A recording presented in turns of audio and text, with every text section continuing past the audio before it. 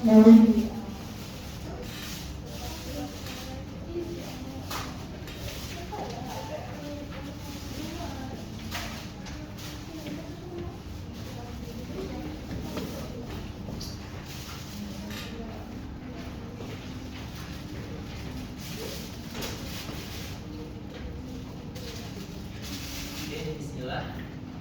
Alhamdulillah. Alhamdulillahirabbil alamin. Wa bihi nasta'in 'ala umuri dunya waddin. Wassalatu wassalamu 'ala asyrafil anbiya'i wal mursalin wa 'ala alihi wa sahbihi wa man tabi'ahum bi ihsanin ila yaumiddin. Amma ba'd. Subhanaka la 'ilma lana illa ma 'allamtana innaka antal 'alimul hakim. Rabbi shrah li sadri wa yassir li amri wahlul 'uqdatam min lisani yafqahu qawli. Apa kabar semuanya? Baik, Pak. Alhamdulillah. Ada ini yang hadir? Ada Pak. Siapa yang hadir? Abbas. Aziz Bapak. Terus Nanda. Ada yang tahu infonya mereka hadir? Mereka hadir karena apa? Ini masih sakit, Pak. Aziz Bapak sakit kalau Nanda. Aziz Bapak ada lagi. Akbar sakit. Syafahullah, semoga sembuhkan dia. Akbar izin. Ada wali. Oh, ada walisan. Wali apa sih? Dia masih SMA. Bisa. Dia ngajar di ini. Oh, Tidak iya. Semoga Allah mendatang bisa yang nggak hadir di antara kita ya. Oke, sebelum kita belajar baca ya dari yang pertama ya. Oke, sebelum kita lanjut ke materi hari ini, kita ngulang dulu materi minggu lalu. Ada yang tahu tentang apa? Ada yang ingat materi minggu lalu? Riba. Riba ya Pak? Riba. Tentang riba. Iya, Pak. Coba dulu sebutin dalil tentang riba.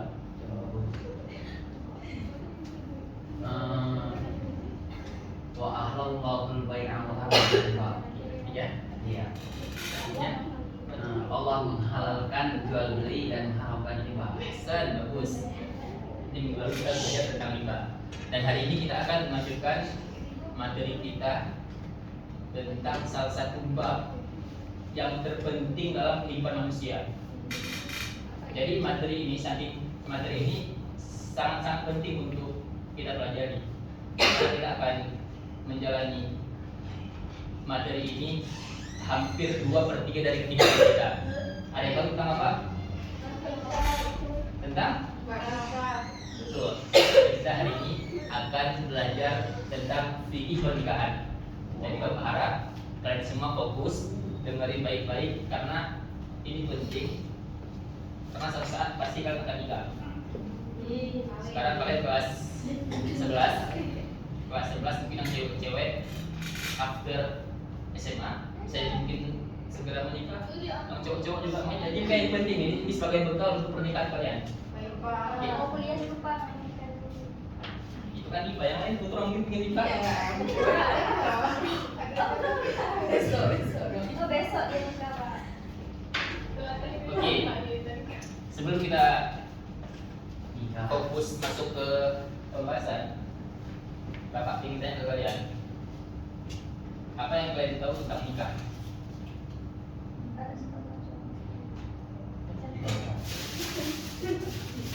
Apa misalnya apa filosofi pernikahan menurut kalian gitu? Apa mungkin yang kalian coba?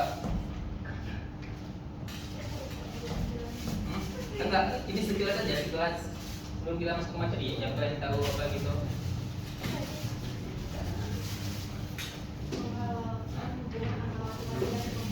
Iya, betul.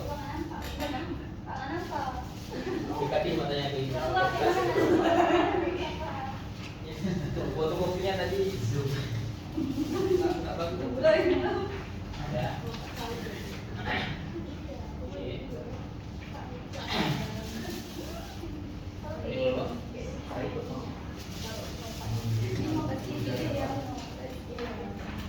Ya. Sudah kecil ya. Tadi Bapak lupa editnya kan kayak gini ya. Iya, Pak. Yang kayak gini. Oke, jadi hari ini kita kita akan bahas tentang fikih pernikahan. Muka. Atau fikhun munakahat dalam bahasa Arab.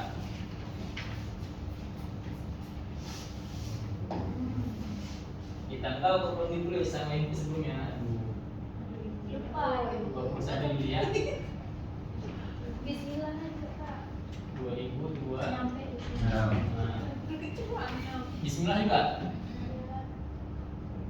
Wow.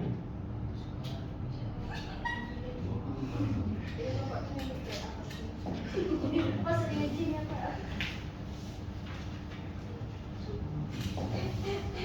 Bisa baca ya, bisa. Bisa, Pak. Bisa. Oke. Jadi kita hari ini tentang fikih pernikahan. Coba kalian tengok buku paket. Coba kalau baca lo, apa lo? Definisi pernikahan. Jadi kata nikah, kata nikahan Pak ya, Ya. atau pernikahan sudah menjadi kosakata dalam bahasa Indonesia sebagai peredanan kata perkawinan berarti jawazun. Oke, jawabun ya. Nikah artinya suatu akad yang menghalalkan pergaulan antara seorang laki-laki dan seorang perempuan yang bukan mahramnya hingga menimbulkan hak dan kewajiban di antara keduanya dengan menggunakan lafaz nikah atau tazwij atau terjemahnya. Ahsan, betul. Jadi pernikahan itu adalah suatu akad yang menghalalkan pergaulan antara laki-laki dan perempuan, dan di situ ada hak dan kewajiban antara laki-laki dan perempuan. Jadi yang membedakan nikah dengan selain nikah itu akad. Pacaran misalnya, pacaran itu juga hubungan laki-laki dan perempuan, sama-sama hubungan. Cuman yang membedakannya itu ada akad dan dia nggak ada hak dan kewajiban. Jadi kalau orang udah nikah, ketika dia udah akad, itu akan menghalalkan yang sebelumnya haram. Yang sebelumnya mereka tuh haram untuk bersentuhan tangan, setelah mereka akad, mereka jadi halal. Yang sebelumnya mereka halal untuk berjima, berhubungan badan, setelah mereka akad, mereka halal. Ini kalian semua yang dewasa, jadi kalian paham. Kenapa? Ya? Jadi itu nikah. Oke. Dalam sebuah hadis Nabi kita Sallallahu Alaihi Wasallam dia bersabda, wa min ayati dan la. Bukan hadis, tapi ini ayat dalam sebuah ayat Allah Subhanahu Wa Taala berfirman dalam surah Ar-Rum ayat 21. Allah berfirman, wa min ayatihi an khalaqa lakum min anfusikum azwajan litaskunu ilaiha wa ja'ala bainakum mawaddatan wa rahmah. Inna fi dzalika laayatin liqaumin yatafakkarun. Dan di antara tanda-tanda kebesaran Allah itu menjadikan kita itu berpasang-pasangan. Litaskunu ilaiha. Apa tujuan kita itu berpasang-pasangan? Litaskunu ilaiha agar hati kita itu tenteram. Wa ja'ala bainakum mawaddatan wa rahmah, dan dijadikan di antara kalian berpasang-pasangan itu sifat mawaddah, sifat sayang, wa rahmah, dan cinta. Jadi itu tujuan dari pernikahan. Jadi makanya kok kan kira-kira hidup kalian itu banyak merenungnya, banyak gaulnya, nggak tenang, maka nikah. Cuma tentunya dengan persiapan bekal, ilmu dan emosional, jauh lebih baik pasti lah. Oke, dan hukum nikah ini, hukum masalah nikah ini hukumnya itu sunnah. Itu hukum masalah nikah, hukumnya sunnah. Dalam sebuah hadis Nabi kita SAW beliau bersabda, jadi ketika itu ada seorang sahabat yang dia itu bilang ke Nabi, ya Rasulullah, saya itu nggak mau nikah, saya tuh pengennya membujang aja, terus sampai saya mati saya tuh pengennya membujang aja, nggak mau nikah gitu. Terus Nabi katakan, aku ini adalah manusia terbaik, Rasulullah adalah manusia terbaik, manusia paling sempurna, dan beliau menikahi beberapa orang wanita. Jadi beliau manusia paling baik, beliau manusia paling bertakwa, tapi beliau menikah gitu. Artinya apa? Artinya manusia terbaik aja menikah. Masa kita orang-orang biasa menikah? Terus Nabi katakan, man raghiba an sunnati falaysa minni. Barang siapa yang dia ikut sunnahku, maka dia bukan golonganku. Jadi hukum masalah nikah adalah sunnah. Dan nikah itu juga bisa berubah hukumnya. Dari yang awal hukumnya sunnah, bisa jadi haram, bisa jadi makruh, bisa jadi wajib. Bisa jadi wajib. Oke, jadi kita bahas rincian hukumnya. Yang pertama itu sunnah ya. Yang kedua itu wajib. Kemudian haram.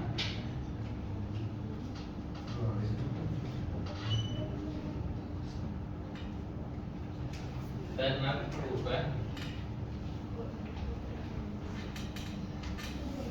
Oke, jadi kapan hukum nikah itu bisa menjadi sunnah? Yaitu ketika Lulu nih misalnya, Lulu ngerasa Lulu ini udah mampu, Lulu secara finansial Lulu udah mampu, Lulu udah punya kerjaan tetap, Lulu udah cukup umur, tapi Lulu ngerasa Lulu itu belum butuh nikah. Dalam artian Lulu itu masih mampu menahan syahwat untuk tidak menikah. Jadi Lulu itu punya sunnah. Oke, itu kondisi ketika punya sunnah. Wajib, misal Mahfud dia udah cukup secara finansial, dia udah punya kerjaan tetap. Dalam artian dia udah mampu bekerja, menghasilkan uang, menghasilkan udah mapan secara finansial. Dan Mahfud juga syahwatnya pengen menggebu-gebu untuk menikah. Kalau dia nggak nikah dia bisa berzina gitu. Jadi untuk Mahfud itu bisa wajib. Karena emang kalau dia nggak nikah dia tuh bisa ngelakuin maksiat. Jadi itu wajib. Jadi hukumnya itu jadi wajib. Yang awalnya sunnah itu lalu sunnah itu Mahfud wajib. Dan kapan hukumnya menjadi haram? Di bawah. Oke. Fokus ya. Kapan hukum menjadi haram? Yaitu ketika seseorang dia itu niat menikahnya itu mungkin karena dia menyakiti wanita. Aku ingin nikah sama cewek ini, pas aku nikah sama dia, aku ikat dari rumah. Ikat dari rumah, bisa dicambuk dia. Itu nggak boleh, itu haram. Ya kita ada mungkin orang yang menyadari. Atau mungkin dia pernah punya trauma ke cewek, dia punya trust issue misalnya, trust issue ke cewek-cewek, akhirnya dia ingin balas dendam atau apa lagi semacamnya. Jadi dia nikahnya kayak gitu, niatnya itu betul. Oke, kalau makruh,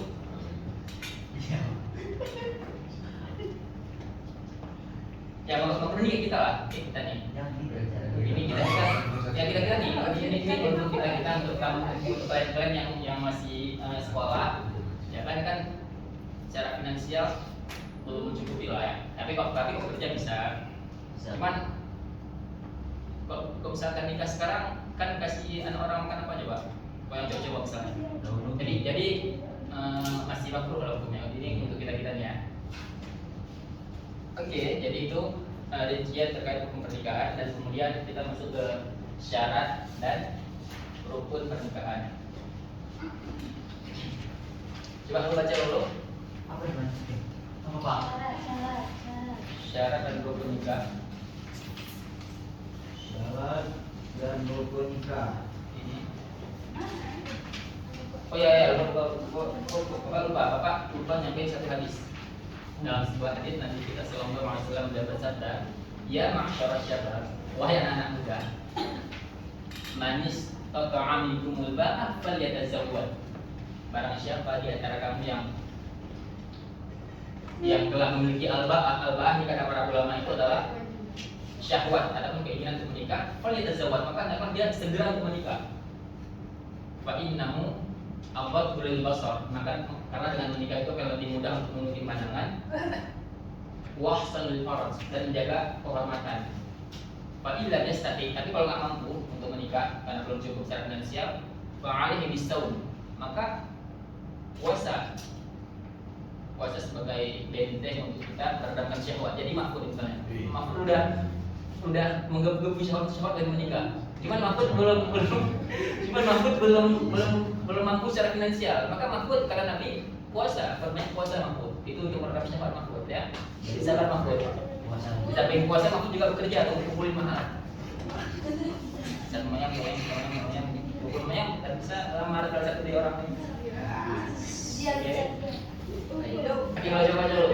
Oke, yang pertama syaratnya bagi calon suami beragama Islam, dan yang kedua dia benar-benar seorang laki-laki. Oke. Tunggu. Yang kedua dia benar seorang laki-laki. Jadi bukan laki-laki jadian. apa acuannya dia seorang lelaki itu dilihat dari seksnya, kelaminnya. Walaupun mungkin dia sifatnya itu agak slay ya, agak body misalnya. Tapi kalau alat vitalnya itu alat vital dia, maka dia terhitung laki-laki. Walaupun dia agak lemah gemulai misalnya, itu tak laki-laki. Oke. Yang ketiga, menikah bukan karena ada dasar paksaan. Dan yang keempat, tidak dengan istri. Yang keempat, jika sang laki-laki mencari salah satu dari keempat istrinya, selama istrinya yang tercerai masih dalam masa iddah, maka ia masih dianggap istrinya. Dalam keadaan seperti ini, laki-laki tersebut tidak boleh menikah dengan wanita lain. Dan yang selanjutnya, mengetahui bahwa calon istri bukanlah wanita yang haram dia menikahi. Dan yang selanjutnya, calon istri bukanlah wanita yang haram dimadu dengan istrinya, seperti menikah saudara perempuan kamu sendiri. Dan yang terakhir, tidak sedang berihram haji atau umroh. Oke, terima kasih Bu. Ini juga kita poin yang kecil, menikah bukan karena paksaan. Jadi seorang wali, seorang ayah tidak boleh menikahi anak perempuannya dengan paksaan. Kamu putri misalnya, ini bukan putri, ini adik yang lain. Kamu putri harus nikah dengan si putra, karena putra ini kaya. Karena putri ini nggak suka, cuma bapaknya ini pengen putri ini nikah dengan putra karena putra kaya misalnya. Tapi akhlaknya itu nggak bagus, dia suka main tangan, dia suka mukul istri, dan dia nggak tanggung jawab gitu. Jadi nggak boleh si bapak menikahkan dengan paksa si putri karena si putri ini nggak suka dengan si putra. Jadi nikah itu harus sama-sama suka gitu. Jadi kayak gitu ya. Kecuali seorang bapak menikahi anaknya yang masih kecil, umur 45 tahun gitu. Dan ini terjadi. Aisyah dinikahkan dengan Nabi Muhammad itu ketika Aisyah berusia, kalau nggak salah 4, 5 atau 6 tahun. Jadi kan anak segitu kan mereka belum bisa bertanya pendapat mau nikah atau enggak gitu. Jadi boleh seorang bapak menikahi anaknya masih kecil, anak perempuan masih kecil, tanpa izinnya, tapi dengan paksa. Oke. Dan juga mungkin dalam sebuah hadis Nabi kita mengatakan la tuqawul mar'ah illa biidniha. Tidak boleh kita menikahi seorang janda itu kecuali dengan izinnya. Jadi kalau kita ingin nikahi janda, misalnya dia udah menikah, jadi kita tuh harus menikahkan dia harus izinnya. Dan dengan cara dia tuh ya saya mau nikah gitu. Dia ngomong secara lisan. Tapi kalau perawan itu kata Nabi, oke, gimana cara kita minta izin ke perawan? Jadi biasa cewek-cewek perawan tuh ketika ditanya mau nikah sama si fulan, dia mau jawab. Dia kayak malu-malu gitu. Terus kata Nabi, stop. Izinnya itu ketika dia diam. Jadi kalau misalnya cewek-cewek perawan, kalau dia diam itu dianggap dia itu udah mau menikah. Tanya misalnya ke si Diva, mau nggak nikah sama si siapa misalnya? Sama si Bulan. Terus Diva diam dengan muka merah meronta malu-malu gitu. Itu tandanya udah izin gitu. Itu tandanya udah izin. Oke. Kemudian yang poin ketiga kan kita udah paham, Bapak sekarang udah paham poin ketiga. Kemudian poin yang kelima, mengetahui bahwa calon istri bukanlah wanita yang haram dia nikahi. Jadi kita tuh harus paham juga, terutama yang cowok-cowok, bahwa calon yang ingin kita nikah itu bukan perempuan mahram yang diharapkan untuk menikah. Baik Pak. Ya, ponakan tuh nggak boleh dinikahi, ponakan anak kakak misalnya, ataupun saudari seperti suan. Misalnya dulu pernah disapih dengan seorang ibu-ibu, tapi ibunya juga nyakitin anak perempuan. Jadi kan karena sama-sama dari susu yang sama gitu. Itu nggak boleh. Lo harus nikah sama dia. Jadi terus juga nggak boleh lo menikahi dua saudari yang sama. Itu nggak boleh. Baik. Selalu lo udah nikah kakaknya terus lo nikah dia, itu nggak boleh. Harus salah satu. Kecuali lo udah nikah kakaknya terus kayak meninggal baru nikah adiknya, itu boleh. Tapi kalau dalam satu waktu itu nggak boleh. Oke.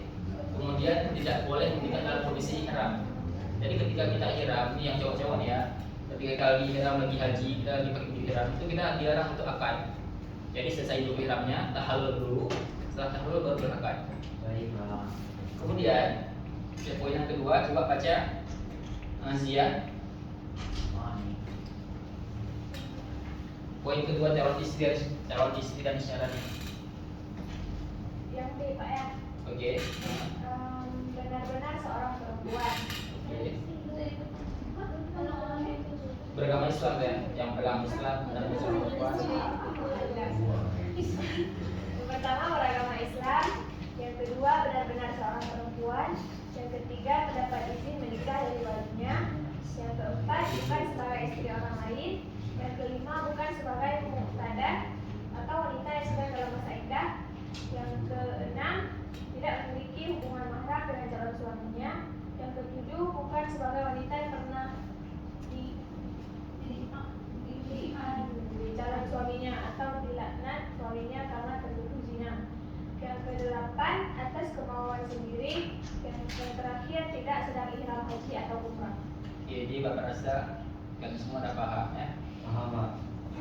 Oke, ini lanjut aja. Kemudian jadi itu, jadi ini kita singkat aja karena waktu semua habis. Ya, Pak. Tadi syarat pernikahan pertama ada pengantin pria dengan syarat-syaratnya beragama Islam, balik, berakal segala macam, dan ada pengantin wanita. Kemudian ada wali, dan kemudian ada dua orang saksi, dan ada kalimat ijab dan qabul. Nanti kita diajarkan praktek. Oke, jadi kita masuk ke poin wali. Jadi wali itu adalah orang yang berhak menikahi si wanita. Dan yang paling berhak itu pertama itu adalah ayahnya, ayah si cewek. Kalau misalnya dia nggak punya ayah, maka yang paling berat itu kakeknya. Kalau kakeknya juga nggak ada, paling berat itu adalah saudara kandungnya. Saudara kandungnya, pamannya atau adiknya yang laki-laki. Kalau misalnya saudara kandung juga nggak ada, itu keponakan dari saudara kandung misalnya sampai ke bawah gitu.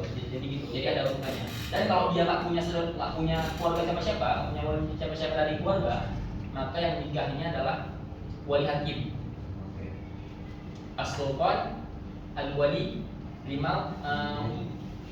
Jadi wali hakim itu adalah wali bagi mereka yang punya wali. Gitu. Jadi misalnya ada seorang perempuan yang dia sebatang kara, tak punya siapa-siapa, maka ketika dia ingin menikah, dia yang jadi walinya itu adalah wali hakim. Oke.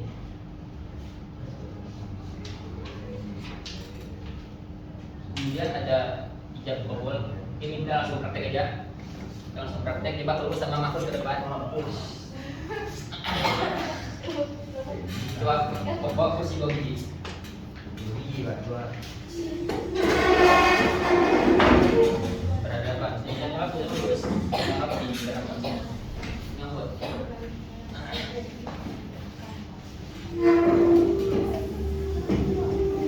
Oke. Ya. Ini wali. Ini wali. Ini pengantin pria. Anggapnya bapak penghulu. Kalian saksi. Pengantin wanitanya tuh nggak harus ada di tempat. Jadi kalau misalnya di rumah boleh. Anggaplah misalnya pengantin wanitanya itu lagi di rumah misalnya. Coba yang belakang kamera. Oke, kita posisinya.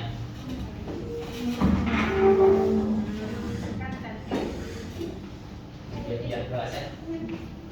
Oke, ini udah paham lafadznya gimana? Atau ingin Bapak dulu Pak? Jadi lafadznya kayak gini. Jadi lafadznya bebas, bisa pakai bahasa Arab, bisa pakai bahasa Hebrew, atau mau pakai bahasa pun boleh. Terserah kalian. Mau pakai bahasa Aceh boleh. Jadi lafadznya tuh ini contoh ya. Misalnya ini sebagai wali, saya nikahkan anak kandung saya yang bernama Fulanah binti Fulan dengan Anda dengan mahar 100 gram emas misalnya. Itu. Terus si pengantin jawab, saya terima nikahnya anak kandung bapak yang bernama Fulanah binti Fulan dengan mahar sekian, dibayar tunai. Saya terima nikahnya anak. Tulis dulu. Tulis dulu Nah, insya Allah. Latihan. Ada beban nikahnya nggak usah tulis siapa aja. Saya terima nikahnya. Saya terima nikahnya. Terus seperti anak kandung bapak, namanya siapa? Anak kandung bapak Fatimah binti Fatimah binti Mahfud. Oh iya. Ini Dengan sama mahar, maknya. dengan mahar berapa misalnya? 100 emas, 100 emas dan tiket umroh, misalnya apa gitu kan? Tunai. Terkadang sah ya? Iya Pak. Oke Pak, ini Mahfud dulu. Ini salaman Pak. Ya, ya. Sah. Dua apa satu Oke, Pak? mulai. Bismillah dulu. Tunggu dulu ya. Itu nikah. Oh lahir. Saya nikahkan putri saya Fatimah binti Mahfud dengan Ananda Lolosinamo dengan mahar 1 Pajero 5 alfat. Saya menerima nikahnya anak bapak Fatimah binti Mahfud dengan mahar 50 alfat. Itu nggak boleh. Ini serius Kayak kali. kalau ada harus mahar ya. Oh, bayar tunai. Oke, ulang sekali lagi. Ini ulang ya. Ini kan anggap bantu dari masing orang. Ini betul-betul kan dia emang mau mencakral pernikahan dia mana? Baik Pak. Jadi jangan tertawa, jangan tertawa dia senyum. Apakah kata emang disaksikan oleh semua orang kata betul sedang dia kabul gitu ya? Baik Pak. Oke. Coba prosedur saya terima nikahnya anak bapak. Anak bapak. Ulang. Enggak. Oh, Aku udah lagi saya terima nikahnya anak bapak Fatimah binti Mahfud dengan mahar 5 Pajero gitu ya. Dibayar tunai. Terkadang sah ya. Nah, Ya, oke. gimana transaksi? Nah. Gasol. Saya nikahkan putri saya Fatimah binti Mahfud dengan Ananda Lolosinamo dengan mahar 1 Pajero 5 alfat tunai. Saya terima nikahnya anak bapak Fatimah binti Mahfud dengan mahar 5 Pajero 1 alfat dibayar tunai. Sah? Mana bapak Fatimah?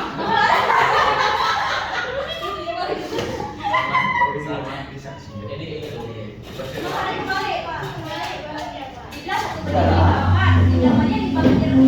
Jadi coba hanya gara-gara 2 kalimat nggak sampai 10 detik itu bisa menghalalkan yang sebenarnya dia haram.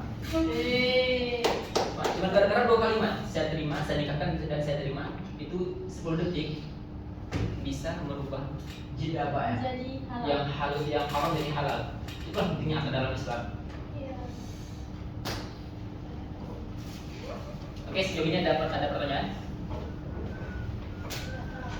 Minggu depan kita akan masuk ke bab hak dan kewajiban suami dan istri. Jadi untuk teman sekarang kita fokus ke hukum dan rukun pernikahan. Minggu depan kita masuk ke hak dan kewajiban suami istri. Sejauh ini ada pertanyaan hal yang mungkin kurang dipahami bisa ditanyakan ke Bapak. Sudah paham Bapak. Oke. Sebagai penutup, Bapak minta salah satu orang dari cewek untuk menjawab untuk ambil kesimpulan dari pembacaan kita hari ini. Siapa yang mau? Ayo. Plus, sama nilai plus nih. Ayo.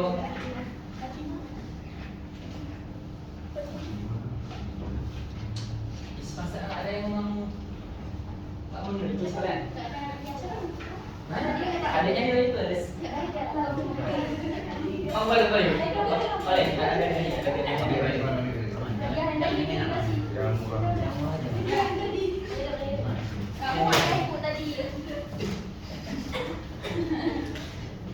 Oke.